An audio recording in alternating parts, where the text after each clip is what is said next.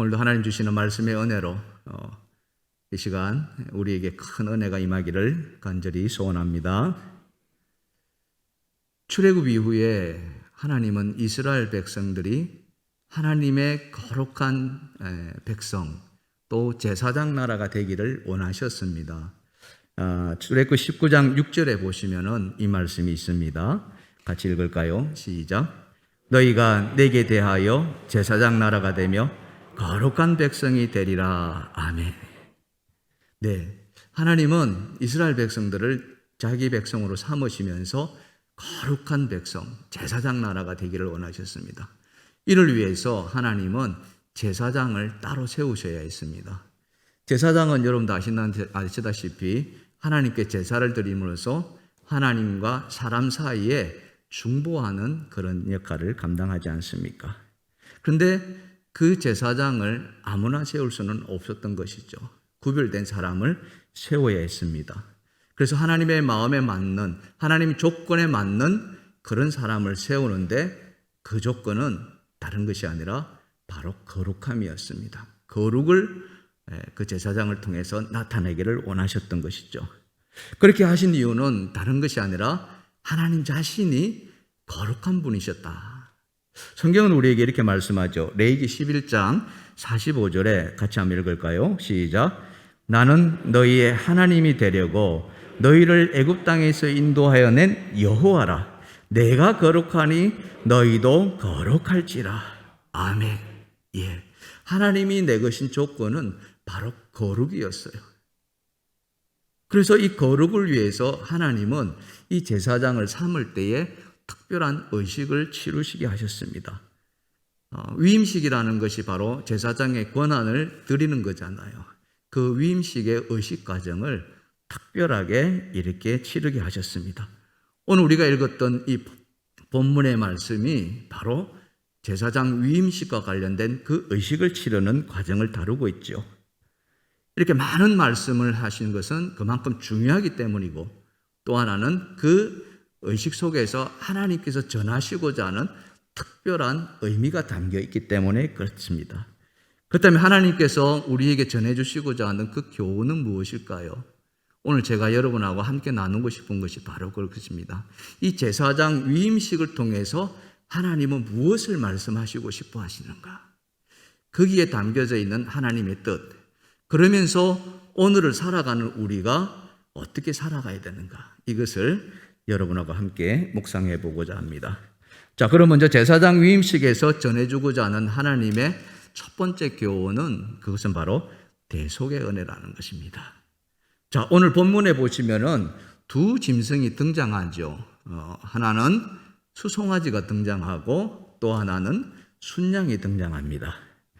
이 두 짐승에게 행하는 의식 가운데 우리를 또 주목하게 하는 것이 있는데요. 자, 오늘 본문 10절과 11절을 보시면은 너는 수송아지를 회막 앞으로 끌어오고 아론과 그의 아들들은 그 송아지 머리에 안수할지며 너는 회막문 여호와 앞에서 그 송아지를 잡고. 자, 본문 15절과 16절에도 보시면은 너는 또 순양 한 마리를 끌어오고 아론과 그의 아들들은 그 순양의 머리 위에 안수할지며 너는 그 순양을 잡고 그 피를 가져다가 제단 주위에 뿌리고. 아멘. 자, 이 수송아지와 순양에 통해 가지고 하나님께서 말씀하시고자 하는 공통된 것이 하나 있는데 그것은 뭐냐 하면은 이 두 짐승을 잡기 전에 먼저 뭘 하느냐 하면은 그 머리에 안수한다고 되어 있습니다. 머리에 안수. 여러분, 우리가 안수 기도를 받고 뭐 이렇게 하지 않습니까? 또 직분을 받을 때도 안수식을 하고 하죠. 그런데 사람이 아닌 이 짐승에게 안수한다. 이 의미가 무엇이냐 하는 거예요. 여기서 안수한다는 것은 손을 거기에 댄다는 것이거든요. 이 손을 댐으로 인해서 그 사람 속에 있는 죄가 그 짐승에게 흘러들어간다는 거예요. 축복이 흘러가듯이 그 죄 또한 짐승에게 흘러간다는 거예요. 이것은 다시 말해서 모든 사람이 다 죄가 있지 않습니까? 사도 바울은 그것을 뭐라고 표현하고 있습니까? 자, 로마서 3장 23절 우리가 잘 아는 말씀이죠. 다 같이 시작. 모든 사람이 죄를 범하였으며 하나님의 영광에 이르지 못하다. 아멘. 모든 사람이 죄를 범하였기 때문에 심지어 제사장으로 직분을 받는 그 사람도 이 죄에서 자유롭지 못했던 거예요. 그래서 이 사람이 제사장이 되기 위해서는 제사장이 가장 중요한 것이 뭐라고 그랬습니까? 거룩이라고 했기 때문에 죄 있는 몸으로 거룩으로 나아갈 수가 없단 말이죠. 그래서 제사장이 되기 전에 먼저 자기 안에 있는 모든 죄를 이 짐승에게 전가시키는 거예요. 이것을 우리는 뭐라고 부릅니까? 대속이라고 부릅니다. 이 짐승은 그럼 뭐가 되나요? 속죄물이 되는 것이죠. 그 의미가 바로 이 머리에 안수한다는 의미를 담고 있습니다. 그렇게 함으로 인해 가지고 이 제사장이 될 사람은 어떻습니까? 자기 죄가 이 짐승에게 전가되고 이 짐승이 이제는 죽어지잖아요. 그러면은 그 의미 속에는 뭡니까? 자기도 이 짐승과 함께 죄가 죽어진다는 것이죠. 우리가 마치 갈라디아서 2장 20절에 내가 그리스도와 함께 십자가에 못 박혔다니. 그런즉 이제 내가 산 것이 아니요 오직 내 안에 누가요? 예수 그리스도께서 사신. 이 의식이 요 안에 벌써 담겨져 있다는 사실이죠. 그러면서 이 속죄의 의식을 치르고 나서 그 다음에 뭘 하느냐? 그 다음에는 이 짐승을 잡아서 번제를 드린다는 거예요. 화제를 드린다는 거예요. 자, 본문 18절 같이 한번 읽어보실까요? 시작. 그 순양 전부를 제단 위에 불사르라. 이는 여호와께 드리는 번제요 이는 향기로운 냄새니 여호와께 드리는 화제라. 예, 번제라는 것은 불태운다는 것이죠. 근데 우리 여기서 우리가 주목할 것은 뭐냐면은 제물을 태웠는데 그 태운 냄새가 어떻다 했습니까? 향기롭다고 이야기합니다. 여러분, 이 말씀이 혹시 마음에 공감이 가시나요? 짐승을 태우는데 그 태운 냄새가 향기롭다.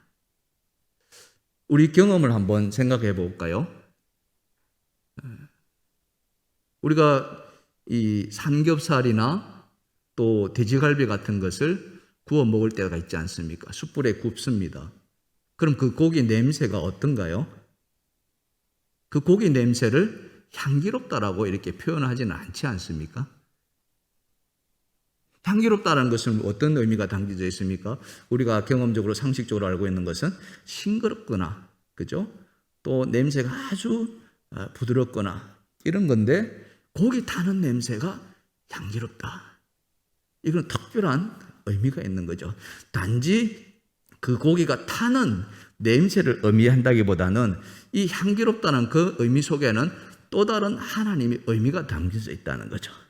자, 그게 뭐냐면은 레위기 6장 8절 이하에 보시면 번제에 대해서 자세하게 설명해 주고 있습니다. 이 번제라는 것은 태운다는 거 아닙니까? 완전히 소멸시킨다는 거죠.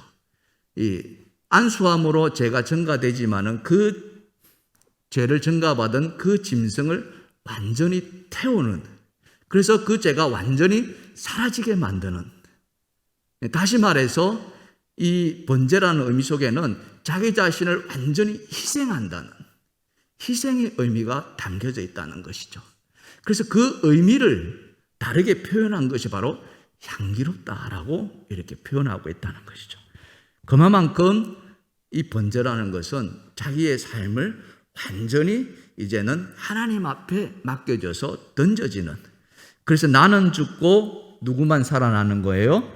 예수 그리스도만 살아난다는 그런 의미가 요 속에 담겨져 있다는 것입니다. 그러면서 또 이 위임식에 우리가 주목해야 할 것은 뭐냐면은 양의 피를 발라서 제사장의 오른쪽 깃불과 오른쪽 엄지 또 오른발 엄지에 바르도록 했습니다. 그 아들들도 마찬가지고요. 그러면서 그 피를 관유에 섞어서 제사장 옷에 이렇게 막 뿌렸습니다. 자, 그게 오늘 본문 20절과 21절인데요. 자, 그렇게 하는 이유가 무엇일까? 한번 살펴보십시다. 같이 읽어볼까요? 시작.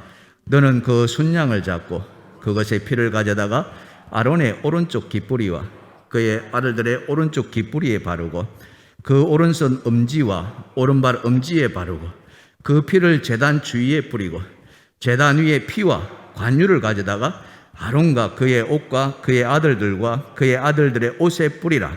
그와 그의 옷과 그의 아들들과 그의 아들들의 옷이 거룩하리라. 자, 이 마지막 말씀 다시 한번 읽어봅시다. 시작. 그와 그의 옷과 그의 아들들과 그의 아들들의 옷이 어떻게 해요?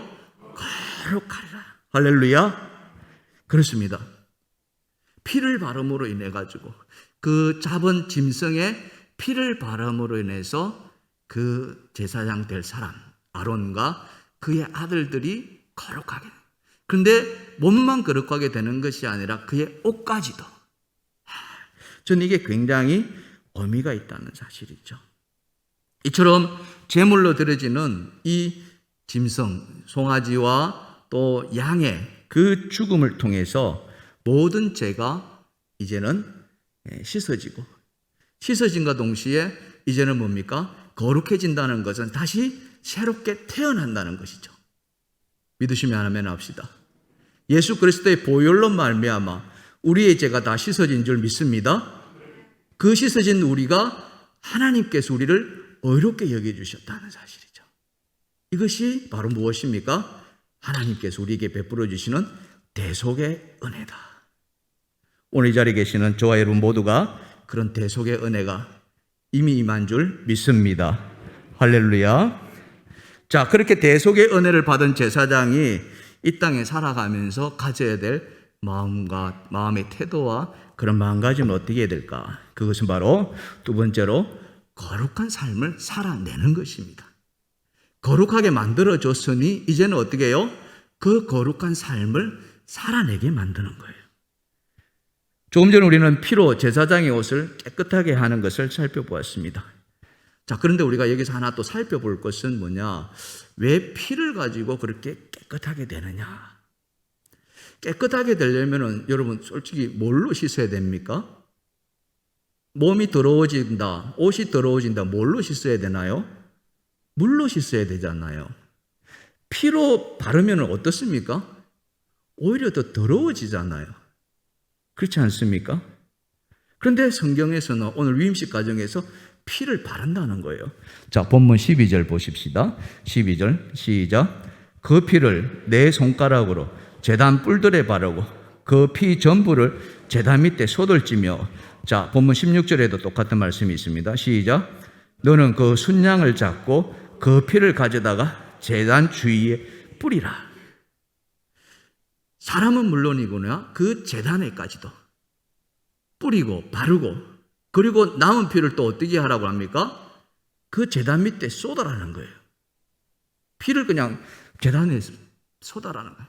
하수구에 버리는 것이 아니라. 그런데 그 일을 얼마 동안 하라고 성경은 이야기합니까? 7일 동안이나. 자, 오늘 본문 마지막 37절인데요. 자, 읽읍시다. 시작. 너는 이레 동안 제단을 위하여 속죄하여 거룩하게 하라.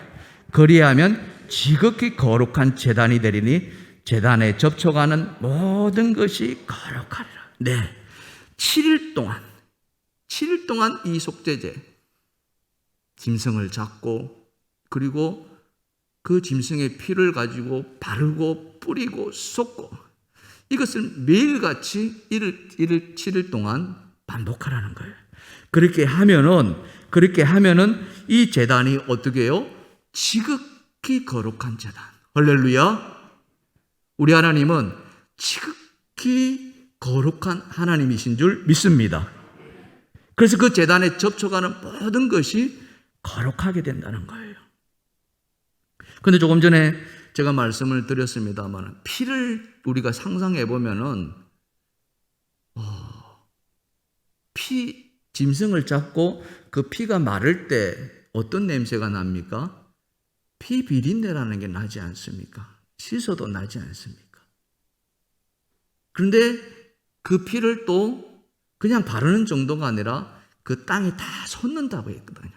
그러니까 피바다가 되는 거죠. 그것을 무려 7일 동안 하니까. 그러면 그 제단 주위에 그 환경은 어떨 것 같습니까? 여러분 한번 상상해 보시면은 7일 동안 산 짐승을 잡고서 거기에 피를 바르고 뿌리고 막 쏟고 이러면은 피 비린내가 진동을 하지 않겠습니까?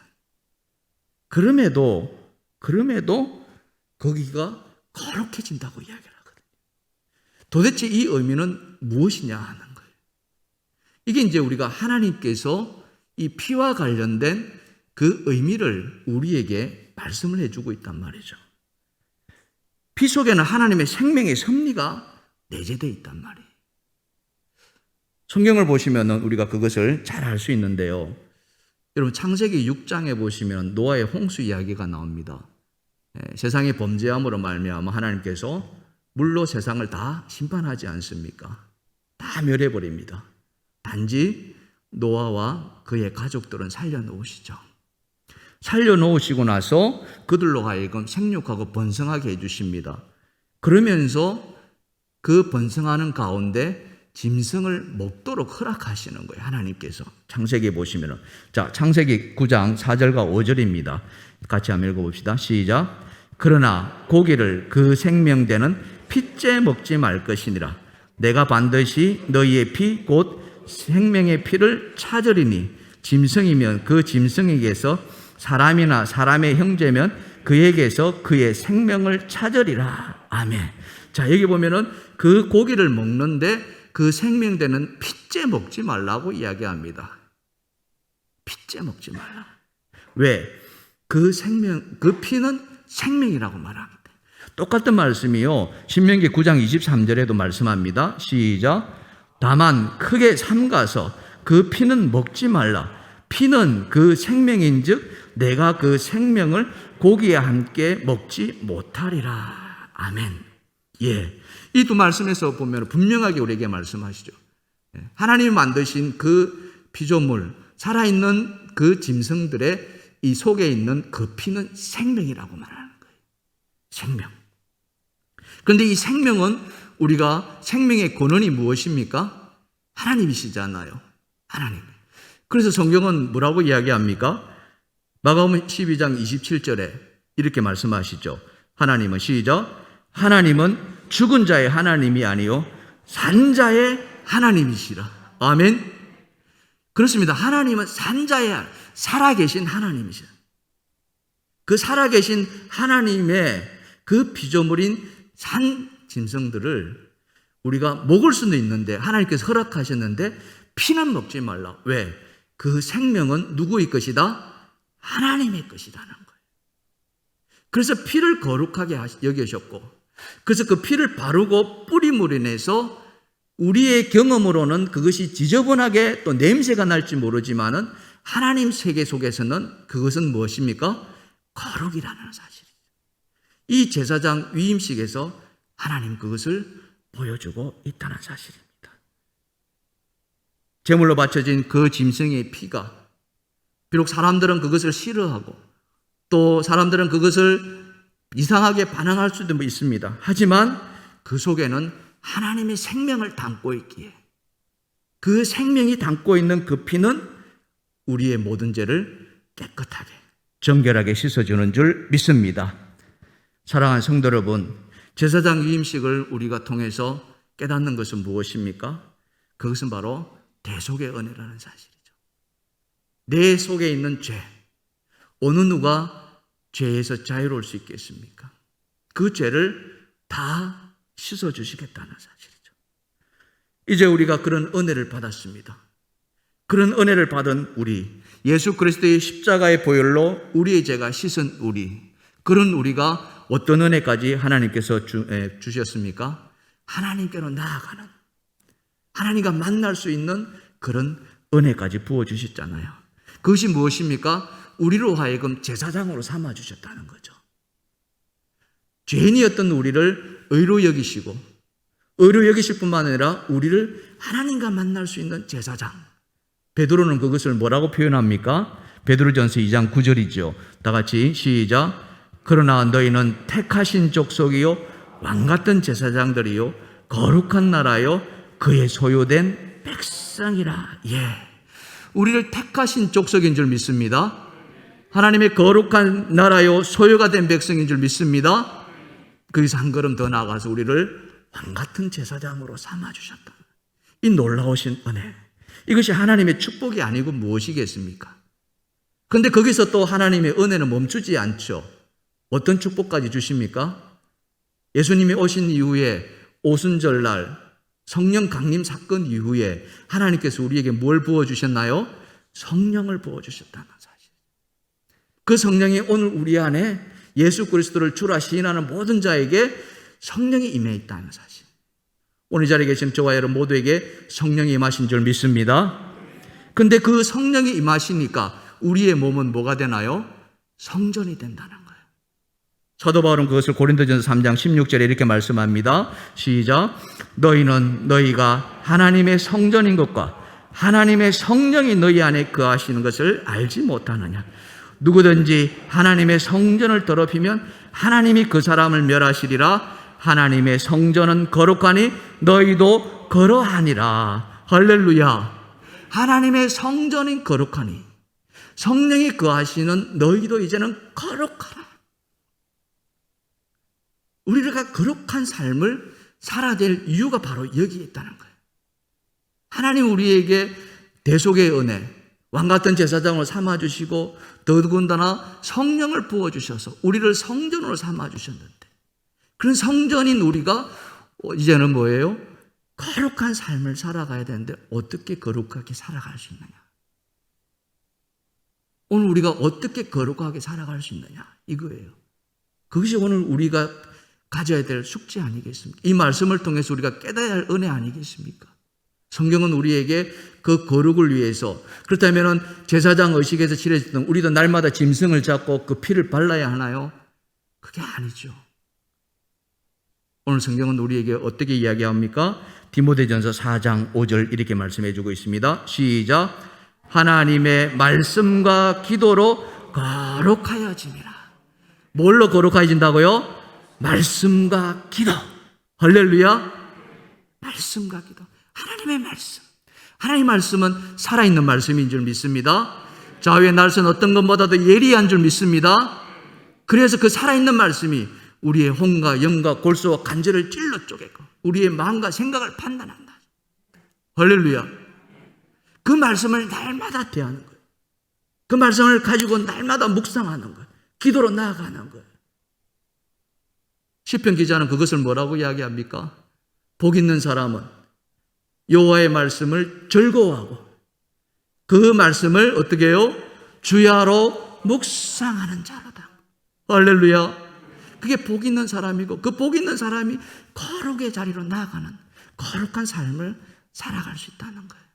이것이 하나님께서 우리에게 주시는 축복인 줄 믿습니다. 오늘 우리가 그 말씀을 가지고 살아가는 거예요. 이 제사장 위임식, 오늘날 제사장 위임식 치르는 거 아니에요. 그렇지만은 우리는 왕같은 제사장으로서 날마다 거룩한 삶을 살아가는데 그것은 바로 하나님 주시는 이 말씀, 그리고 우리가 제사장이 되었기에 하나님께로 나아가서 하나님께 우리의 삶을 드리면서 기도하면서 우리의 삶을 다스려 나갈 때, 그럴 때 하나님은 우리를 통해서 기뻐하시리라 믿습니다. 그런 우리의 삶을 보시고 하나님은 얼마나 허무한 표정을 지으시겠는가. 여러분 한번 상상해 보십시오. 아, 내가 제사장 삼아 주었더니 이 사람들이 이렇게 아름답게 살아가는구나. 오늘 이 자리에 계시는 우리 모두가 그런 거룩한 삶을 살아내기를 주님의 이름으로 축원합니다. 그것이 바로 하나님께 영광 돌리는 삶이요, 그것이 우리에게 주시는 하나님의 은혜가 임하는 줄 믿습니다. 이 땅에 살아가는 동안 그것이 바로 천국의 삶을 살아가는 줄 믿습니다. 그런 저와 여러분 되시기를 주님의 이름으로 축원합니다. 자, 오늘 말씀을 가지고 우리 함께 기도해 보십시다.